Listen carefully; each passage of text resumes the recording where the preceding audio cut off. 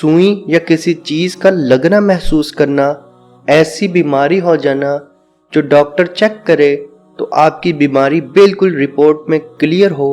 लेकिन फिर भी आप दिन ब दिन बीमार होते जाना, औलाद की बंदिश होना, रिश्ते ना आना, जबकि लड़की या जहेज का कोई मसला ना हो, जिस्म के अंदर कमजोरी महसूस होना, खाने की रगबत ना होना,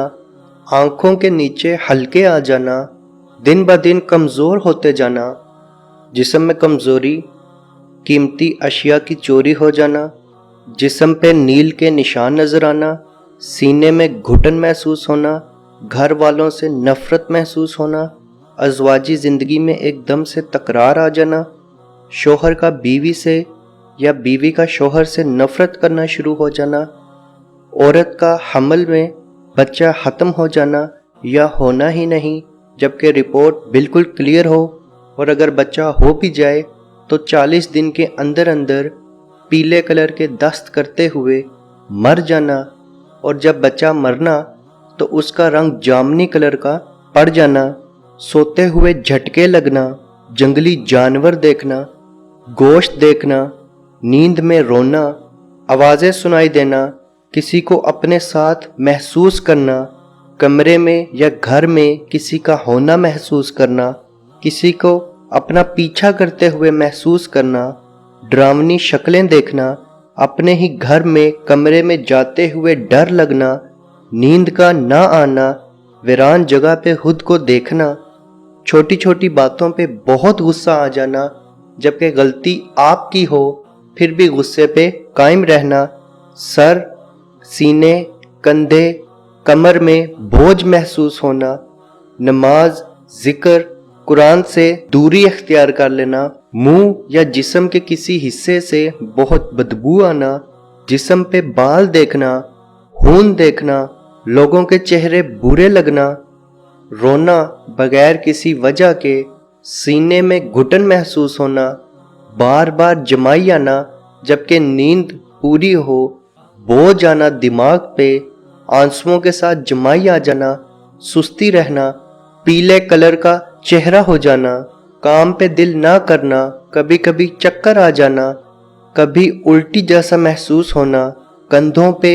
जिस्म पे बोझ महसूस होना, सर में दर्द रहना, सांस लेने में दुश्वारी महसूस होना, सीने में घुटन सोते हुए अचानक महसूस करना, सांस लेते हुए तकलीफ महसूस करना, बदन में दर्द होना और ऐसा लगना कि दर्द जिस्म के बाकी हिस्सों में चल रहा है, दोस्तों और रिश्तेदारों से मिलने में नफरत महसूस करना, औरतों का बहुत ज़्यादा बाल गिरना शुरू होना, कारोबार का या ओहदे का एकदम से खात्मा हो जाना, शोहर और बीवी में एकदम से बहुत बड़े बड़े लड़ाई झगड़े शुरू हो जाना, बच्चों का एकदम से ज़िद्दी हो जाना, बच्चे एकदम से बीमार पड़ जाना। ये चंद निशानियां काला जादू और नज़र बद की हैं। अगर आप में ये निशानियां 70% तक बार बार महसूस हों तो आप समझ जाएं कि आप पे नज़र बद या काला जादू हुआ है, और इसमें घबराने की कोई बात नहीं, ना ही कोई डरने वाली बात है। आपको बहुत आसान इलाज बताएंगे। आपने बस एक दफ़ा नहाना है और आपका तमाम जादू या नज़र बद ख़त्म हो जाएगा। अजीज़ दोस्तों, सबसे पहले आपने कुछ बेरी के पत्ते लेने हैं। आप 7 भी ले सकते हैं, 14 भी ले सकते हैं, 21 भी ले सकते हैं। 7 के लिहाज से आप जितने पत्ते ले लें। उन पत्तों को या तो आप लोग सिलवट्टे पे पीस लें, अगर आप पीस नहीं सकते तो हाथ की मदद से उसको क्रश कर लें और उसको पानी में रख के उस पानी को उबाल लें, और जिस पानी से बाद में आप नहाते हैं वो पानी पत्तों समेत उसके अंदर शामिल कर लें और एक बार उससे नहा लें तो आपका तमाम जादू और नज़र बद उसी वक्त ख़त्म हो जाएगा। अगर आप चाहें तो इस पत्तों पे या पानी के ऊपर आप दम भी कर सकते हैं। अजीज़ दोस्तों, याद रखें, दम में फूंक नहीं मारनी, और ये जब आप कलाम पढ़ें तो आपने ये कलाम वॉशरूम में नहीं पढ़ना बल्कि वॉशरूम से बाहर पढ़ना है। आप 7 बार اعوذ باللہ، 7 بار بسم اللہ، 7 بار اول و آخر درود شریف، اور درمیان میں 7 بار سورہ ناز، سورہ فلق اور سورہ بقرہ کی آخری 2 آیات 7 بار پڑھنی ہے۔ انشاءاللہ جب آپ نہائیں گے اس پانی سے تو آپ کا بالکل علاج ہو چکا ہوگا، آپ کے اندر نظر بد یا کالا جادو کے اثرات ختم ہو چکے ہوں گے۔ اگر آپ کو جادو کھلایا یا پلایا گیا ہے تو آپ تھوڑا سا وہ پانی نہانے سے پہلے 1 یا 2 گھونٹ پی لیں، آپ کے جسم کے اندر جو جادو ہوگا وہ بھی ختم ہو جائے گا۔ جب آپ نہائیں گے تو آپ کی باڈی پہ جو جادو ہوگا وہ بھی ختم ہو جائے گا۔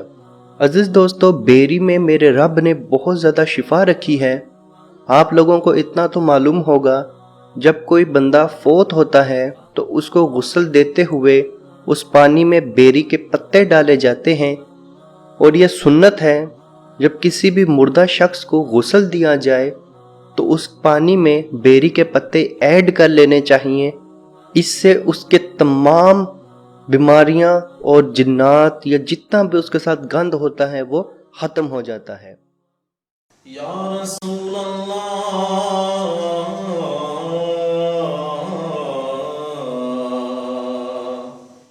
انظر حالنا، یا حبیب اللہ اسمع قالنا، اننی فی بحر غم مغرق ہز یدی سہل لنا اشقالنا۔ اے مالک و مولا کریم آقا صلی اللہ تعالی علیہ وسلم کے توسل کے ساتھ، اے مالک ہمارے اٹھے ہوئے ان گندے ہاتھوں کی طرف نہ دیکھ، مالک اپنا رحم اور اپنا کرم فرما، مقبوضہ کشمیر کے مسلمانوں کو آزادی کی نعمت سے مالا مال فرما۔ اے اللہ اس حال کے اندر جب کہ ان پر ظلم و ستم ہو رہے ہیں، اس قدر ان پر مصائب اور آلام ہیں، اے مالک و مولا اس ماہ مقدس کی مقدس گھڑیوں کا صدقہ اے اللہ کشمیر کے مسلمانوں کو آزادی کی نعمت سے مالا مال فرما۔ اے مالک جو ان پر مصائب اور آلام بارش کی طرح برس رہے ہیں، اے مالک تو اپنا خاص فضل اور اپنا کرم فرما، ان کی اس آزمائش کو، اس امتحان کے اندر ان کو کامیاب فرما، ان کی اس آزمائش کو دور فرما۔ اے مالک و مولا اپنا کرم فرما، ان کو آزادی کی نعمت سے مالا مال فرما۔ اے مالک ہم گناہگار سیاکار جو بھی ہیں تیرے محبوب کی امتی ہیں، تجھے تیرے نبی علیہ السلام کا اس کی محبوبیت کا واسطہ دے کر تجھ سے دعا مانگتے ہیں۔ اے مالک کشمیر کے مسلمانوں کو آزادی کی نعمت سے مالا مال فرما۔ اے مالک ملک پاکستان کو استحکام عطا فرما، ملک پاکستان کی سرحدوں کی خیر فرما، ملک پاکستان کی سرحدوں پر پہرا دینے والے نوجوانوں کو الہ العالمین ہمت اور حوصلہ عطا فرما۔ ملک پاکستان اور دنیا کے اندر اسلامی مملکت کے جتنے بھی حکمران ہیں، اے مالک ان کو شرم و حیا عطا فرما۔ اے مالک ان کو کفار کی آنکھوں میں آنکھیں ڈال کر بات کرنے کا حوصلہ اور ہمت عطا فرما۔ اے مالک و مولا اسلامی ملکوں کو اکٹھے ہو کر اے مالک و مولا کشمیر کی سلامتی کے لیے، حق حدرادیت کے لیے آواز اٹھانے کی توفیق عطا فرما۔ اللہم ربنا تقبل منا انکا انت السمیع العلیم وتب علینا یا مولانا انکا انت